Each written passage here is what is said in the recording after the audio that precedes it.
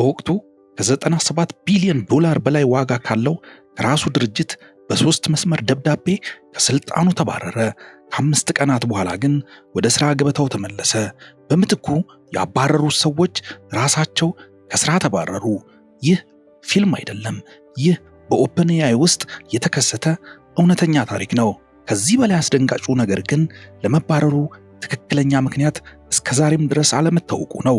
ጤና ይስጥልኝ የኔክስት ስኪልስ ኢትዮጵያ ቤተሰቦች፣ ዛሬ የምንመለከተውና ታሪኩን የምንዳስሰው ሰው ሳም አልትማን ይባላል። ቻትጂፒቲን ጨምሮ የዘመናችንን የኤአይ አብዮት የመራው የኦፕንኤአይ ዋና ሥራ አስፈጻሚ።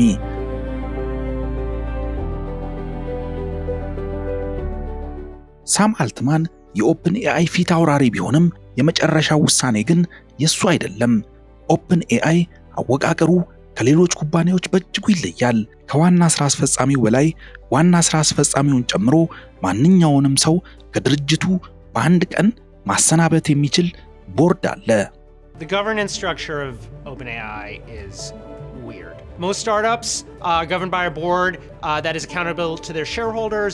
OpenAI is a startup, but it sits inside of this nonprofit, and that nonprofit board of directors is not accountable to the shareholders. ኖቬምበር 17 2023 በኦፕንኤአይ እንደ ሌሎቹ የሥራ ቀናት ነገሮች ሁሉ ሰላማዊ ይመስሉ ነበር። ከሰዓት በኋላ ቦርዱ ማንም ያልጠበቀውን ዱብዳ የሆነ መግለጫ ወጣ። መግለጫውም ሳም አልትማን ከቦርዱ ጋር በግልጽነት የመነጋገር ችግር ስላለበት ከስራው ተሰናብቷል የሚል ነበረ። ለመባረሩ ምክንያት ምንም ተጨማሪ ማብራሪያ የለውም። ምንም ማስረጃ የለም። በ3 አረፍተ ነገር ብቻ የፕላኔታችን እጅግ ተደማጭ የኤአይ መሪ ከስራው ተሰናበተ። Yeah, I got a text message from Ilya the night before saying, "Can you talk tomorrow?" Said, "Sure." A few minutes before he said, "Here's a Google Meet link." I was like, "Okay, let me go find a place to sit." Because I was in a hotel and I was going to be a call. And then this happened. It was very strange. I couldn't get any questions answered. And then they just put out a blog announcement and turned off my email and stuff. And so I'm out of town. My computer just got deactivated. I have a phone. And I kind of didn't think about what was going to happen next. I don't know if they did either, but it went crazy. It was national news for days. Those words would come back to haunt Sam Altman, the CEO of the hottest startup in tech. Sam Altman, the co-founder of OpenAI, being forced out by the board. This is, of course, a company at the center of the artificial intelligence boom. Essentially a coup of sorts, a huge backlash. የሳም አልትማን የስንብት ዜና በመላው የቴክኖሎጂ ዓለም ከፍተኛ ድንጋጤ ፈጠረ። ብዙዎች ሙስና ፈጽሞ ይሆናል ወይስ የኩባንያውን ሚስጥር አሳልፎ ሰጥቶ የሚሉ መላምቶችን እያነሱ ይጥላሉ። ነገር ግን እውነታው ከዚህ ፈጽሞ የተለየ ነበር። አሁን ወደዚያ ዝርዝር ነገር ከመግባታችን በፊት በኦፕንኤአይ ዋና መስሪያ ቤት የተቀሰቀሰውን ድራማዊ ማዕበል እንመልከት።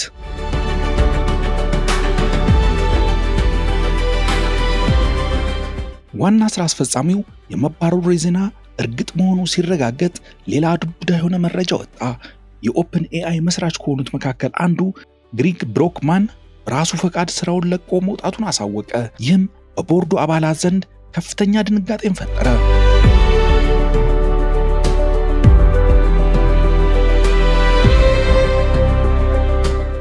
ቦርዱ ከዚህ አስፈሪ ቆፈን ሳይላቀቅ ሌላ ዱብዳ ወረደበት።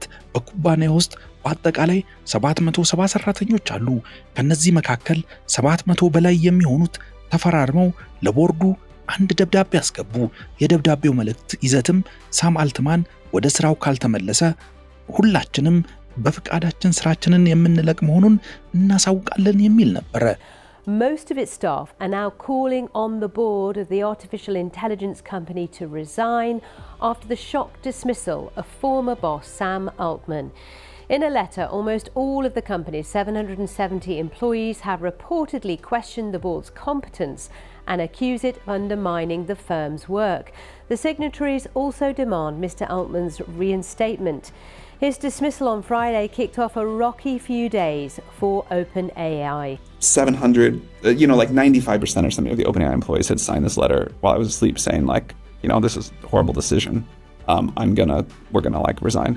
እስኪ ያስቡት 700 የዘርፉ ልሂቃን፣ ከፍተኛ ክፍያ የሚያገኙ የዓለማችን ምርጥ ኢንጂነሮች ለአንድ ሰው ሲሉ ስራቸውን ለመተው ሲወስኑ፣ ሳም አልትማን በመላው ሰራተኛ እንዲህ ሊታመን ያስቻለው ሚስጥር ምን ይሆን?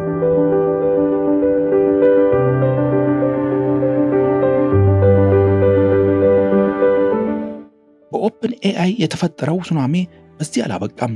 ቀጥሎ የሲሊከን ቫሊን ያናወጠ አስደንጋጭ ዜና ተሰማ። ማይክሮሶፍት ፈጣን እርምጃ ለመውሰድ መዘጋጀቱን አስታወቀ። ሳም በራችን ክፍት ነው አሉት። አብረው የሚመጡትን የኦፕን ኤአይ ሰራተኞች በሙሉ በተመሳሳይ ደሞዝ ለመቅጠር ዝግጁ ነን ሲሉም ጥሪ ያቀረቡለት።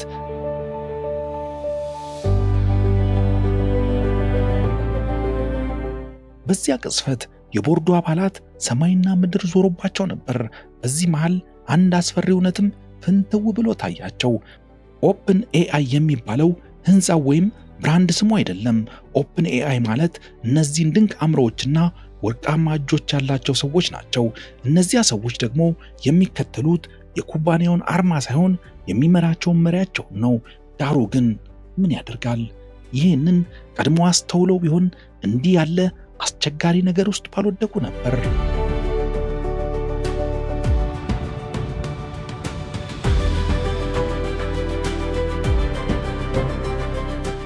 ከአምስት አስጨናቂ ተከታታይ ቀናት በኋላ ሳም አልትማን በታላቅ ድል ወደ ኦፕን ኤአይ ተመለሰ። በምትኩ ያባረሩት የቦርድ አባላትም ተባረሩ። በነገራችን ላይ ቦርዱ ሳም አልትማንን ለማባረሩ ምክንያት የሆኑ ነገሮችን እስከዛሬም ድረስ በይፋ አልገለጸም። ሳም እንደተናገረው ጉዳዩ ከኤአይ ደህንነት ላይ የተፈጠረ የአመለካከት ልዩነት ጋር የተያያዘ መሆኑን ጠቁሟል። ዝርዝሩ ግን አሁንም ሚስጥር እንደሆነ ነው። Personal power issues. There were some legitimate AI safety issues that I really disagree with. I'm very proud of our safety track record.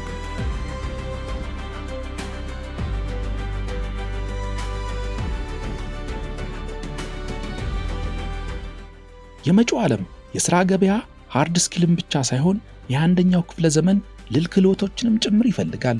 የቴክኒክ እውቀት ብቻውን ውጤታማ አያደርግም። በዚህ በኤአይ ዘመን ሰዎችን መምራት፣ ማሳመንና እምነት መገንባት የሚችል ሰው ተፈላጊነቱ እጅግ ከፍተኛ መሆኑን ሊሰመርበት ይገባል።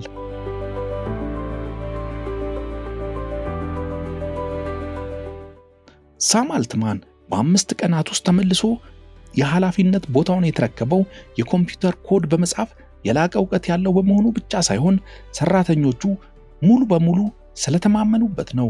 ኤአይ ዓለምን ሊቀይር ይችላል። ያንን የተቀየረ ዓለም የሚመሩት ግን አሁንም ቢሆን እምነት የሚጣልባቸው ሰዎች ብቻ መሆናቸው ሊሰመርበት ይገባል። ለመሆኑ ይህ ታሪክ ለኛ ሀገር ወጣት አመራሮች ትምህርት ይሆናል ብላችሁ ታስባላችሁ? ሐሳባችሁን በኮሜንት አጋሩን።